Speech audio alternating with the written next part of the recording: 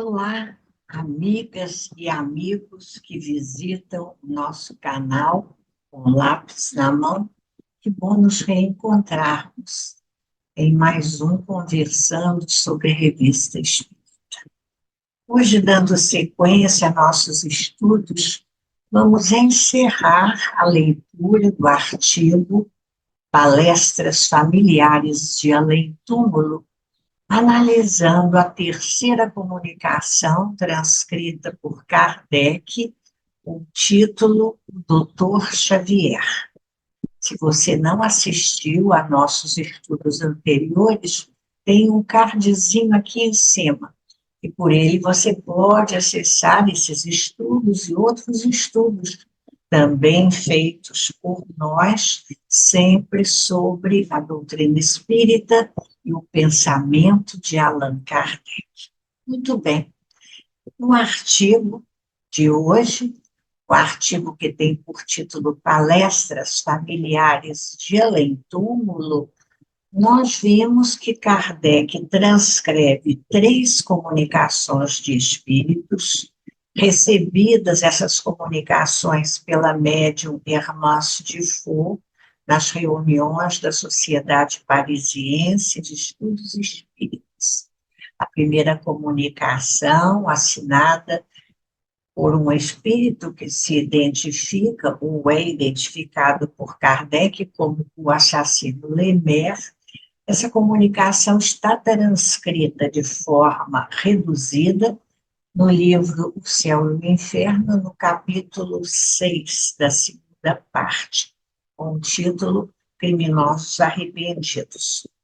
A segunda comunicação da Rainha de Oude também está transcrita em O Céu e o Inferno, no capítulo 7, sob o título Espíritos Endurecidos. E a terceira comunicação, intitulada Doutor Xavier, segundo Kardec, um médico de grande talento, falecido há alguns meses antes, que havia se ocupado muito de magnetismo e deixara um manuscrito que supunha viesse revolucionar a ciência. Antes de morrer, ele havia lido o Livro dos Espíritos e desejado um contato com o seu autor. No entanto, a moléstia de que sucumbiu não o permitira, diz Kardec. Sua evocação, então, foi feita a pedido de sua família e as respostas eminentemente instrutivas de que a mesma encerra, levaram Kardec a inseri-la nessa coletânea, suprimindo, no entanto, tudo o que era de interesse particular.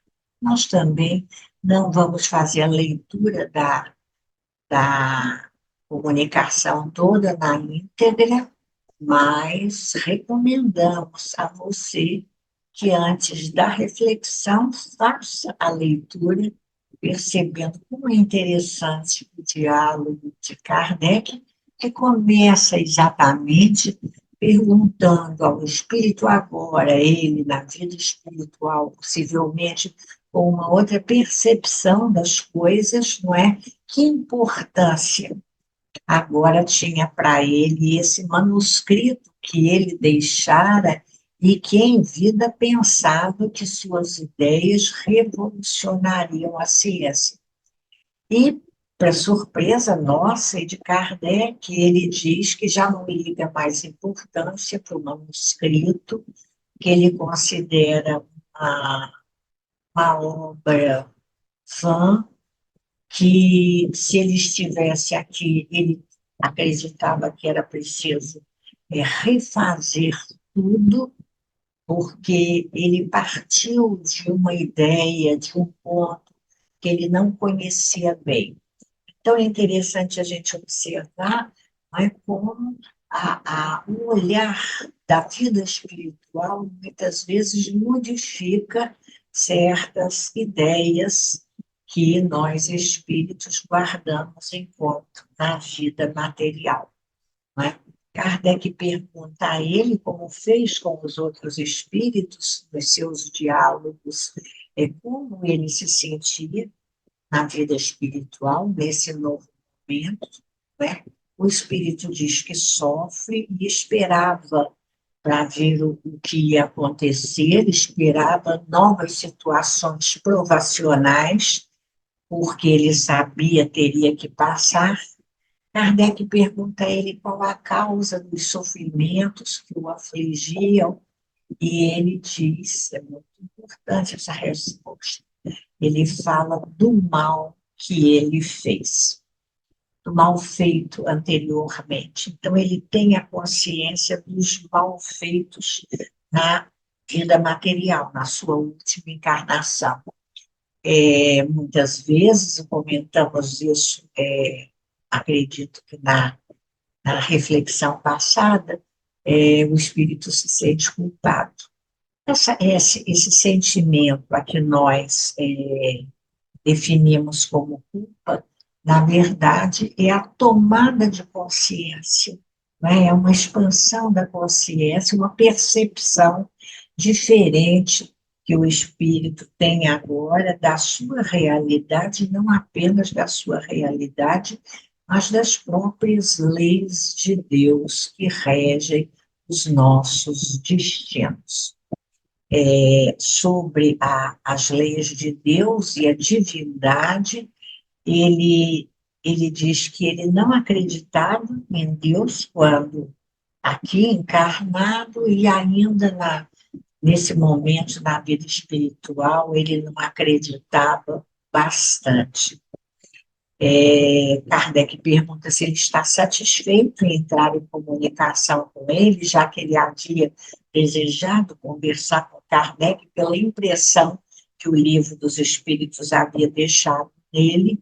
Ele diz que sim, e que ele acreditava no futuro da doutrina espírita, mas preocupava ele aqueles que atacavam as ideias trazidas, porque seriam esses ataques sempre prejudiciais à doutrina.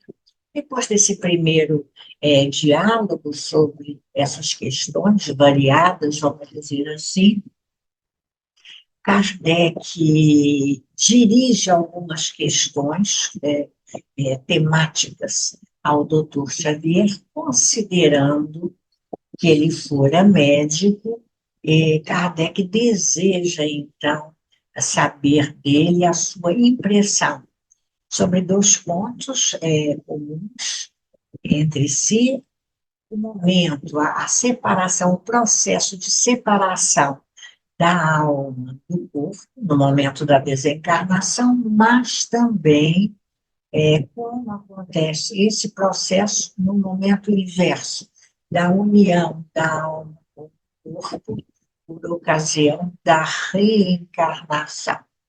E em ambas as situações, nós percebemos, pelas respostas que o espírito dá, isso é denominador comum, não é? Que há um processo, tanto na desencarnação como na reencarnação, um processo que varia de espírito para espírito, dependendo das diferentes condições do espírito, do seu maior ou menor apego à matéria, não é? Dependendo mesmo das condições em que se deu o seu desencarne e também as condições em que se dá a reencarnação. No caso do desencarne, se a morte foi uma morte natural ou uma morte violenta, entre outros fatores que vão influir nesse processo mais simples ou mais complexo de desencarnação e de reencarnação, de desligamento ou ligação do espírito à matéria. Não é? Kardec pergunta, ponto que ele vem pesquisando nos seus diálogos com os espíritos, se a separação da alma acontece de uma maneira brusca e definitiva a um momento em que, pronto, a separação acontece, ou se o corpo ainda conserva alguns instantes de vida orgânica. A gente viu isso na mensagem, na comunicação do assassino Lemer, verdade? E o Espírito diz que isso pode acontecer por alguns instantes apenas, não é? Que existe uma separação, uma linha de separação real, ele usa essa expressão, Kardec usa essa expressão, que os dois estados, encarnado e desencarnado, se tocam, se confundem, mas firma que o espírito se desprende pouco a pouco, sendo desatados os laços que prendem o espírito com o seu corpo espiritual, seu perispiritual, e não rebentados, o que denota a condição de um processo, né, que se opera mais prontamente em alguns espíritos do que em outros, como dissemos, dependendo da, da sua elevação acima da matéria, porque quando muitas vezes a alma já pertence mais ao mundo dos espíritos do que ao mundo terrestre. Muito bem.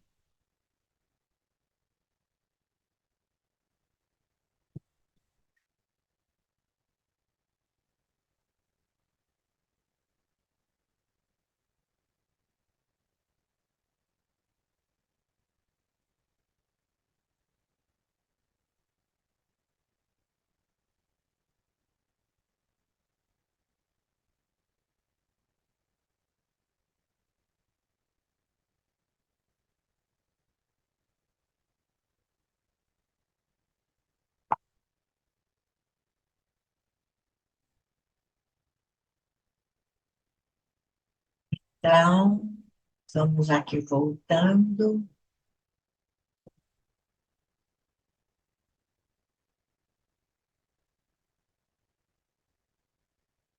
Como nós já abordamos esse tema, quando refletimos sobre as comunicações anteriores do assassino Lemer e da Rainha de Ouro, vamos só lembrar a vocês que esse tema foi abordado por Kardec em O Livro dos Espíritos, no capítulo 3º, da parte segunda, da volta do espírito à vida espiritual, onde vimos, inclusive, nos estudos passados, Kardec vai abordar questões relativas à situação da alma depois da morte, no instante mesmo da morte, as questões relativas ao processo de separação da alma e de um ponto que é manifesto pelos espíritos, a perturbação espiritual, não é? Que o espírito sofre nesses momentos. Ele, então, passa por essas questões primeiras e vai continuar o seu diálogo com o Dr. Xavier, mencionando agora questões voltadas para o processo inverso da volta do espírito à vida corporal, ou seja, o processo da reencarnação. Mas, particularmente, Kardec vai focar o seu questionamento no momento em que a alma se liga ao corpo em formação. O momento em que a alma se liga. Qual é o momento exatamente em que a alma se liga ao corpo em formação? Isso porque vale lembrar, não é? E Kardec faz essa observação para nós em uma nota, de que a essa época era muito aceito o dogma católico que consignava que a união da alma ao corpo se dava no instante do nascimento. E nós vamos ver que o Dr. Xavier responde a Kardec de acordo com o pensamento da época. Então, vamos ver o que ele fala e vamos ler a nota de Kardec, que é importante. Kardec pergunta a ele em que momento se opera a união entre a alma e o corpo da criança. O corpo é informação no útero materno. E o espírito responde: quando a criança respira, como se ela recebesse com o ar exterior a alma. Então, no momento da respiração, daquela palmadinha, né? Se concretiza com a palmadinha, a criança respira e chora. À época, acreditava-se que era nesse momento que a alma se ligava ao corpo. Como nós dissemos, Kardec chama a atenção para o fato da igreja ensinar que a alma só se ligava nesse momento e só seria salva, ainda tem mais esse detalhe, quando aquela criança fosse batizada, né? Aí ela seria aceita, deixaria de ser pagã para ser uma alma cristã, né? E, nesse caso, a, a morte, a vida, melhor dizendo, da alma, no tempo de vida intrauterina e a morte intrauterina privaria essa alma do único meio de salvação, não é? Porque ela não teria sido batizada, não é? Então, Kardec vai questionar sobre essa que eu continuo a questionar o doutor Xavier, e ele pergunta a seguir, como que ele explicava, então, a vida intrauterina? E ele diz que a criança vivia uma vida animal, a alma vivia, né, nesse momento, a vida animal, como uma planta que vegeta, né? Então, ainda não havia uma condição de humanidade para essa alma. Bom, se é assim, se na vida intrauterina ainda essa realidade do espírito não está presente, então haveria maior problema em se interromper a gestação, a prática do aborto, uma questão que preocupou Kardec, e há no Livro dos Espíritos questões voltadas nesse capítulo exatamente para essa questão do direito ou não de a vida intrauterina ser interrompida. E ele diz, já que a criança não tem alma e não é ainda um ser humano, há crime em privar a criança da vida antes dela nascer, e os espíritos, o doutor Xavier, nesse caso, não são os espíritos vão responder depois lá no livro dos espíritos, ou antes, né? Ele responde que qualquer pessoa, mãe ou qualquer outra pessoa que tirasse a vida a uma criança, mesmo antes dela nascer, estaria impedindo que ela encarnasse, interromperia um processo já determinado por Deus para aquela alma. E ele diz assim, porque impediria essa alma de suportar as provas de que o corpo deveria ser instrumento. Essa resposta é uma resposta bastante importante, porque ela denota que o espírito já tinha clareza da finalidade da encarnação. Não é verdade? Como dar à alma, vivendo no mundo material, a oportunidade de suportar provas importantes para o seu progresso, provas para as quais o estar, o encarnar, o viver num corpo material eram importantes. Então, o corpo seria o instrumento para que o espírito vivenciasse essas provas. E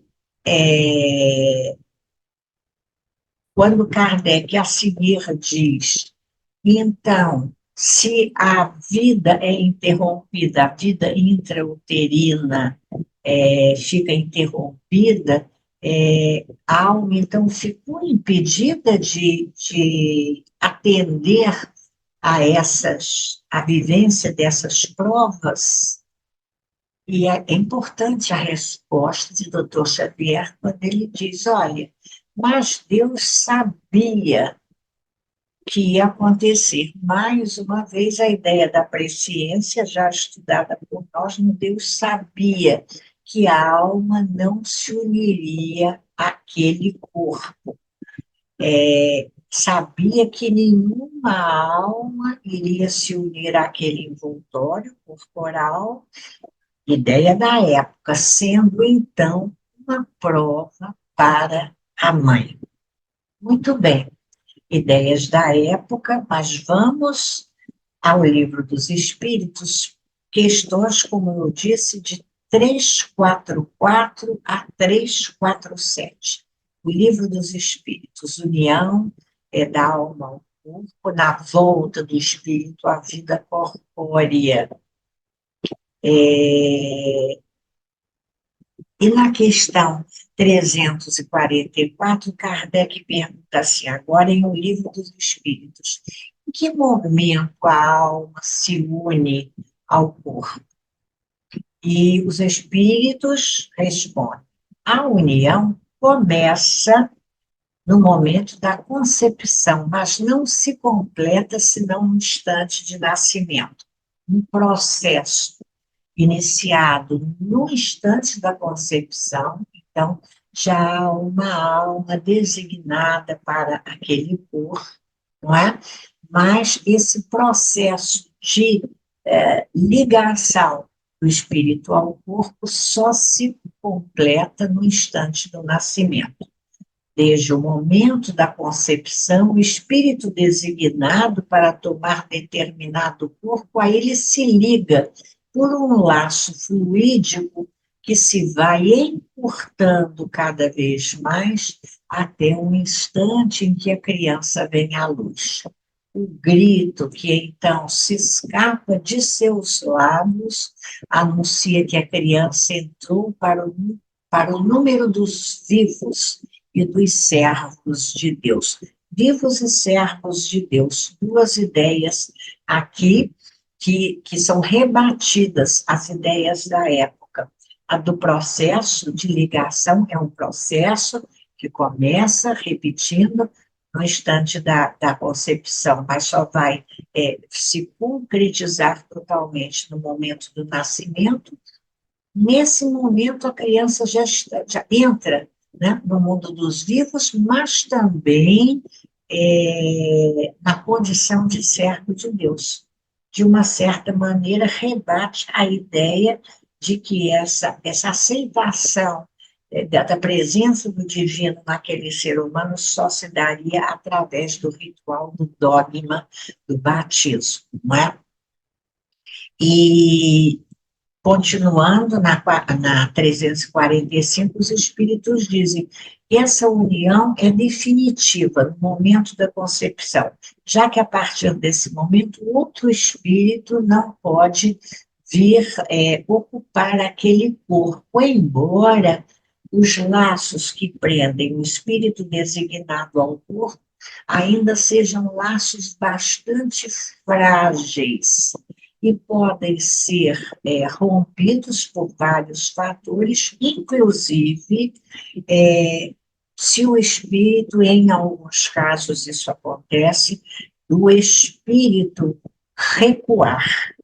É possível que temor do espírito seja tão grande que ele acabe criando mecanismos de desligamento do seu espírito àquele corpo em formação. Mas, na 346, nós vamos ver que a maioria das mortes prematuras, a grande maioria, acontece por imperfeições da matéria. Nesse processo de ligação, que acompanha o processo de desenvolvimento das células, não é? Do zigoto, do ovo, o processo de nidação no útero materno e o desenvolvimento, a atuação dos hormônios e tudo mais, qualquer falha, né, imperfeição em qualquer momento desse processo pode ocasionar a interrupção daquele processo de gestação. Então, as imperfeições da matéria são, na maioria das vezes, a causa dessas mortes.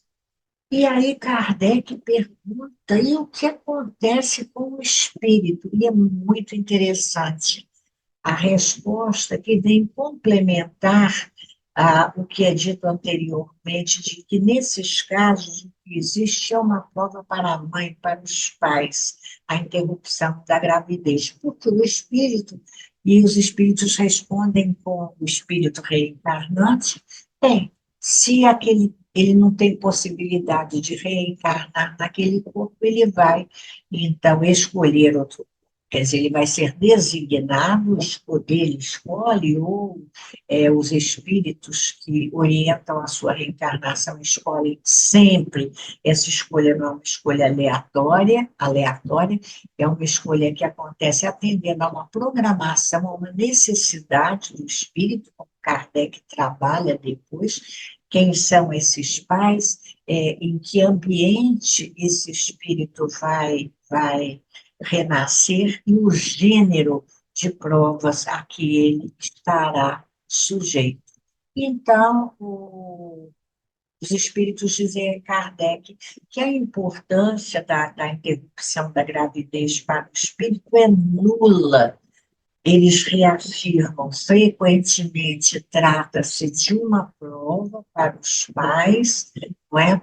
E o espírito mesmo nem tem muita consciência de que essa situação o afete, mas não tem muita consciência, dado que essa condição de interrupção não vai afetá-lo verdadeiramente. Kardec também pergunta sobre a questão da escolha, né, das provas, porque o espírito vai passar, ele adiante, agora ele volta ao doutor Xavier. Deixa eu esclarecer aqui, nós terminamos as questões do Livro dos Espíritos, na questão 347, não é? Quando os espíritos reafirmam que há uma prova para os pais, e aí, voltando ao diálogo com o doutor Xavier, Kardec vai perguntar a ele o que ele acha da escolha das provas, não é? Antes do espírito nascer. Mais uma vez, nós vemos na resposta do doutor Xavier a presença de um pensamento muito comum na forma de manifestação da ideia de Deus, um Deus ainda muito antropomórfico que se apresenta nesse momento. A gente tem ressaltado isso, então ele diz, Deus marcou aquele espírito, né? E já há uma prova escolhida por Deus, que tudo sabe, tudo vê, e sabia tudo, e sabe tudo que previamente vai acontecer com, com aquela alma, né? E como nós dissemos, as provas estão voltadas né, dependendo e inseridas, melhor dizendo, em um contexto que vai favorecer a necessidade de experiências pelas quais o espírito terá que passar. O meio ambiente em que o espírito reencarna, quem são os seus pais, a posição social, o pensamento, né, dos pais, porque isso vai influenciar na sua educação, tudo isso compõe o gênero das provas. Uma questão que vai ser também analisada por Kardec, voltamos ao Livro dos Espíritos, nas questões 258 em diante, quando Kardec trata sobre a escolha das provas.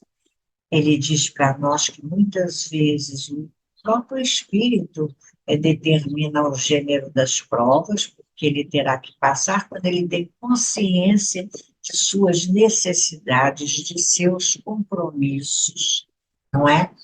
Diante da lei de Deus. Quando ele não pode escolher, esse gênero das provas é determinado pelos seus espíritos tutelares, não é?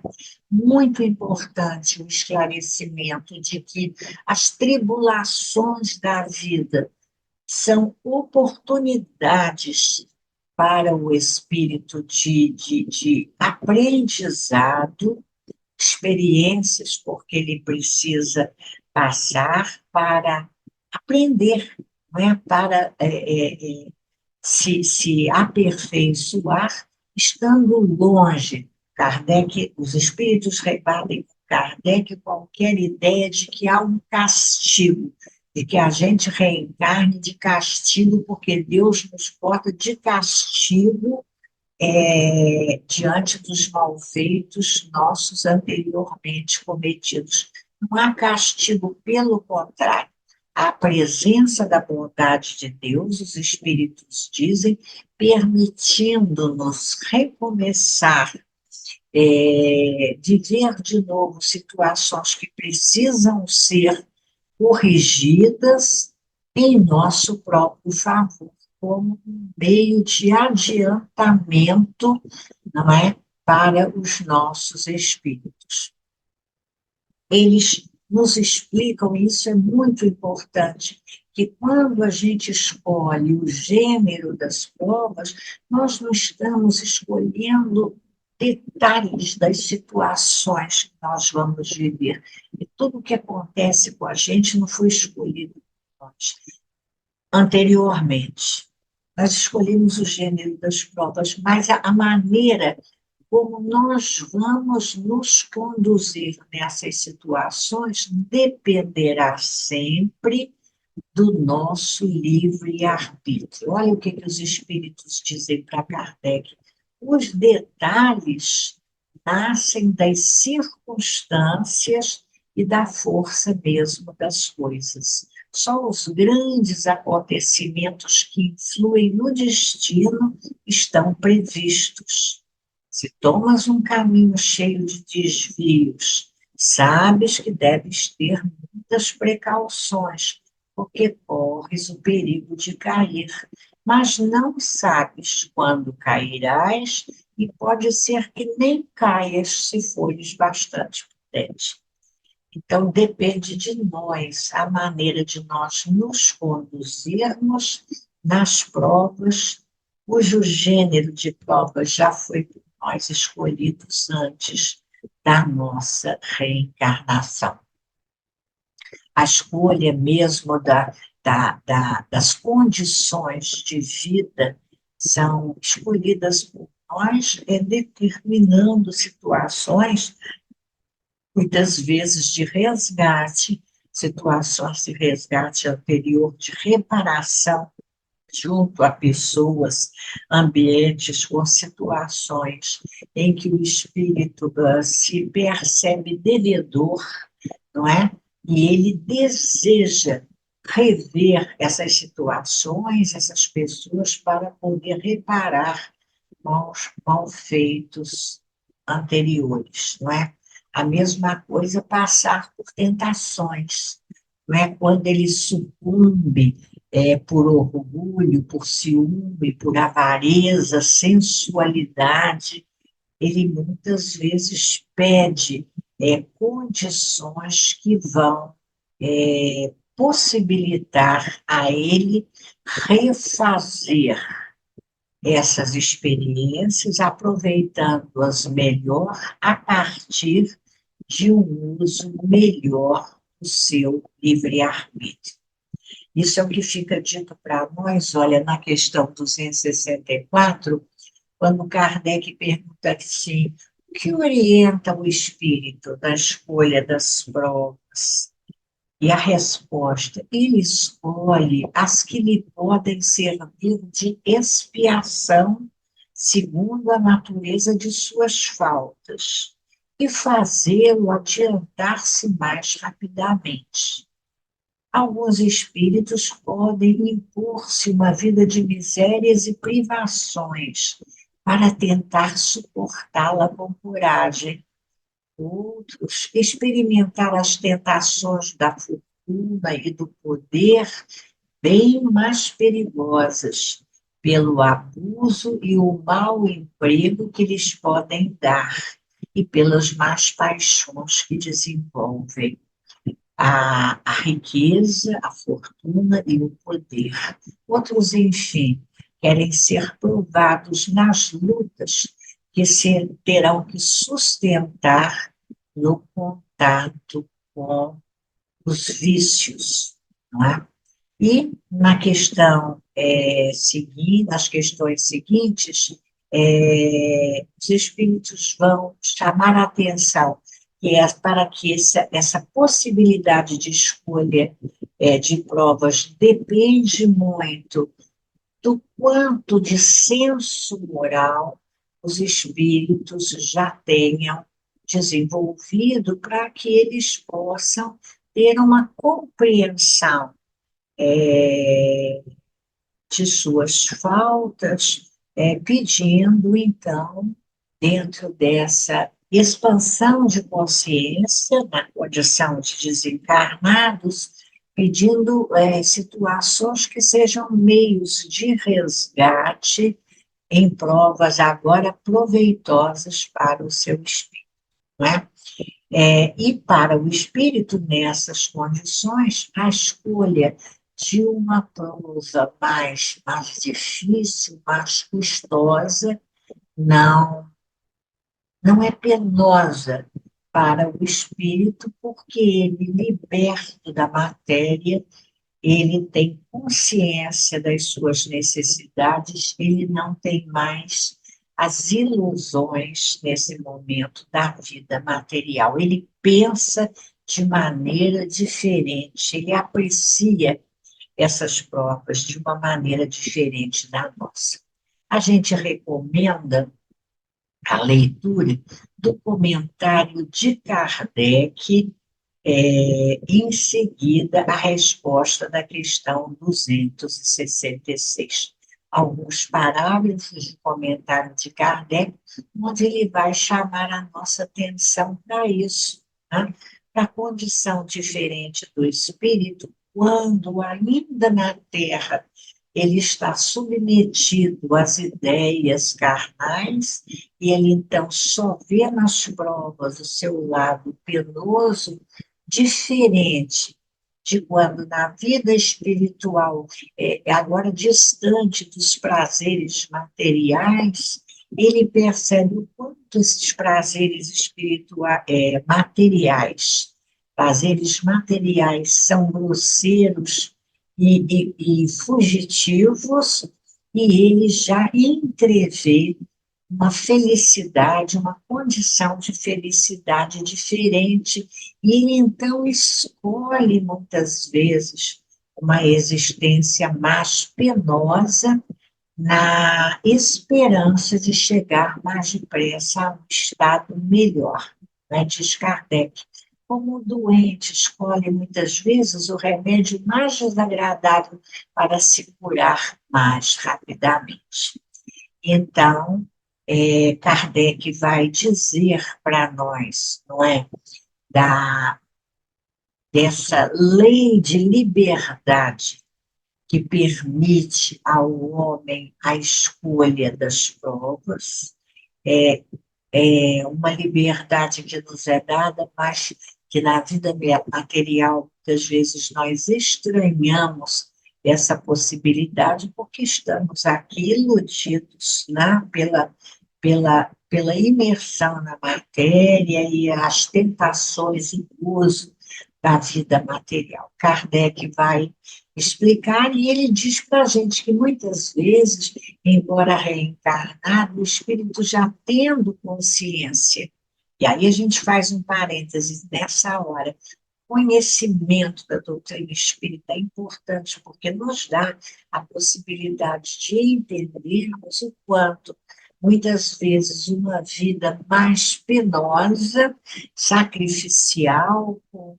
trabalho sem trégua e sem descanso, como Kardec diz, vai ser útil para o nosso progresso. Vale a pena investirmos nesse esforço, porque nós já percebemos o resultado que vamos alcançar como um resultado benéfico para o nosso espírito. Diz Kardec, como viajante, e ele volta a trazer aquele exemplo de que ele gosta muito, o exemplo do ponto de vista, né? A um viajante que, se ele estiver, né, no fundo de um vale nevoento, ele não tem ideia que está acontecendo com ele, mas se ele estiver no alto da montanha, ele percebe essa realidade, ele vê o final da sua trajetória e ele aceita melhor os percalços do caminho para atingir o cume daquela trajetória. Não é isso? Muito bom. Ainda no diálogo com o doutor Xavier, Kardec vai falar da influência dos pais, não é? Na educação dos filhos, a escolha de pais. O espírito escolhe pais mais virtuosos, pais malfeitores, pais comprometidos, pode escolher muitas vezes. Em outras vezes, ele está ligado a esses espíritos por processos de sintonia, afinidades de gosto ou compromissos espirituais trazidos de vidas anteriores. E ele pergunta também, os pais podem escolher, eu quero um bom espírito e não um espírito trabalhoso, um espírito comprometido, né? E, e o doutor Xavier responde, não, dizendo que não é bem assim não, né? Que os pais recebem os espíritos com que têm compromisso, sendo um dever dos pais a educação desses filhos e sendo um mau filho sempre uma prova para os pais. Muito bem. Kardec agradece ao doutor Xavier, não é, pela sua boa vontade no diálogo, em que ele, voltamos a dizer, manifesta ainda na vida espiritual com respeito às questões da união da alma ao corpo, ele manifesta ideias que são as ideias vigentes à época dentro dos dogmas da Igreja Católica. Essa questão da união da alma e do corpo, ela vai ser abordada por Kardec em diferentes momentos, e é importante a gente registrar como abordagens, às vezes um pouquinho diferentes de um momento para outro. Essas questões, elas foram estudadas pelo grupo de estudos da filosofia espírita, de Porto Alegre, no Rio Grande do Sul, que tem um artigo sobre isso, no endereço que nós vamos colocar aqui, www.consolador.com.br. Importante, se você tem interesse, é muito legal essa pesquisa que esse grupo faz sobre a questão da união da alma com o corpo, não é? Exatamente cotejando esses dois momentos, das duas ideias, de uma união da alma ao corpo apenas no momento do nascimento da criança, em contrapartida com a ideia da união da alma, começando no momento da concepção e se completando por ocasião do nascimento. Então, nós vamos ver que na primeira edição de O Livro dos Espíritos, aquela com 501 questões apenas, ainda Kardec apresenta essa questão, dizendo que o momento de união da alma ao corpo é o momento do nascimento, que antes disso o espírito vive como uma planta na vida intrauterina, para depois, já a partir da segunda edição de O Livro dos Espíritos, haver, então, uma correção dessa ideia, trazendo já a notícia de uma união que não se dá no nascimento, que se completa no momento do nascimento, sendo o momento da concepção, o momento do início da união da alma e do corpo. Nós vamos ver que esse artigo, o diálogo de Kardec com o Dr. Xavier é citado, né, esse diálogo acontece em 1858, mas ainda a pesquisa traz para nós como isso está registrado em o que é o Espiritismo, mais tarde, em 1859, e, anteriormente, melhor dizendo, traz para nós a manifestação de um outro espírito que está registrado na Revista Espírita de julho de 1860, da senhora Dille, né, que ela fala sobre esse momento, em O Livro dos Médiuns,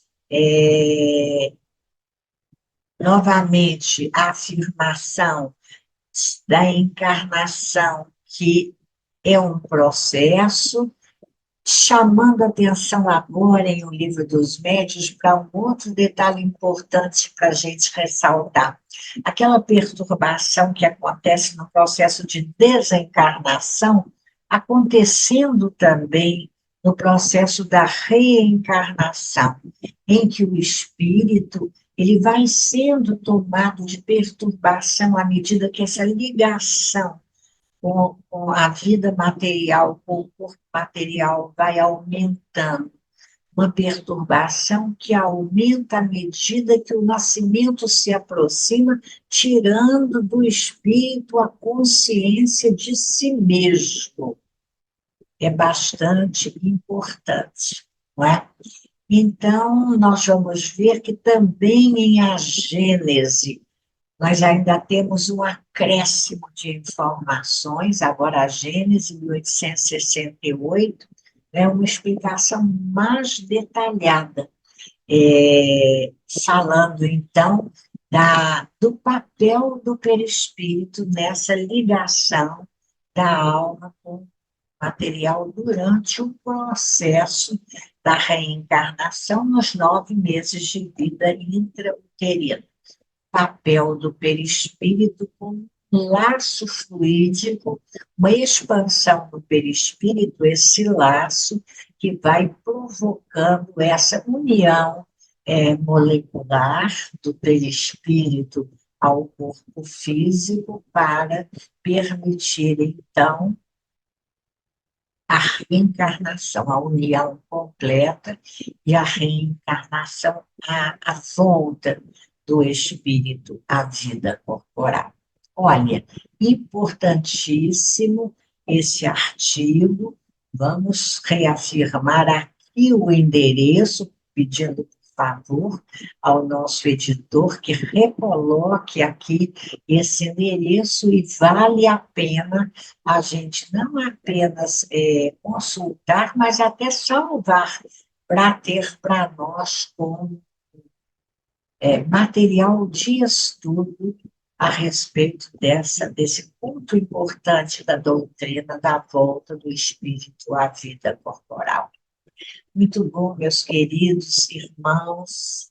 Chegamos ao final da nossa reflexão de hoje, agradecendo a você pela companhia durante esses momentos de reflexão, de estudo, pela visita ao nosso canal com lápis na mão, e desejando que você tenha um dia de paz, que haja paz em seu espírito, em sua casa, em sua família, em seu ambiente de trabalho, que haja paz em sua vida. E esperando reencontrar você na próxima semana para mais um Conversando sobre a Revista Espírita, a doutrina espírita e a Revista Espírita. Até lá, então.